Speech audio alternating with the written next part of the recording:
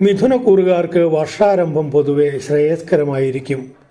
ധനലാഭം, അഭിഷ്ടകാര്യസിദ്ധി, നഷ്ടപ്പെട്ട വസ്തുക്കൾ തിരികെ ലഭിക്കുക, പുതിയ ഗ്രഹം, വാഹനം ഇവ സ്വന്തമാക്കുക, വിവാഹം, സന്താനം ഇവ പ്രതീക്ഷിച്ചിരിക്കുന്നവർക്ക് ആഗ്രഹം സഫലമാകുക, തൊഴിൽ മേഖലയിലോ നേതൃസ്ഥാനത്തോ അഭിവൃദ്ധിയും സ്ഥാനക്കയറ്റവും ഉണ്ടാവുക, കലാരംഗത്തും നേതൃസ്ഥാനത്തും മികച്ച പ്രകടനം കാഴ്ചവെക്കാനാവുക എന്നീ ഗുണഫലങ്ങളും ചില സന്ദർഭങ്ങളിൽ പ്രകടമാക്കുന്ന ദുർബുദ്ധിയും ധൈര്യഹാനിയും അനാവശ്യ ചെലവ്, സ്ഥാനചലനം, ബന്ധുക്കളുമായി വിരോധത്തിൽ കഴിയേണ്ടി വരിക, ദാമ്പത്യ ജീവിതത്തിൽ ചില അസ്വാരസ്യങ്ങൾ, വേണ്ടപ്പെട്ടവരുമായി കലഹം, വാഹനങ്ങളുമായി ബന്ധപ്പെട്ട അധിക ചെലവ് തുടങ്ങിയ അനിഷ്ടഫലങ്ങളും പലപ്പോഴായി മിഥുനക്കൂറുകാർക്ക് നേരിടേണ്ടി വന്നു.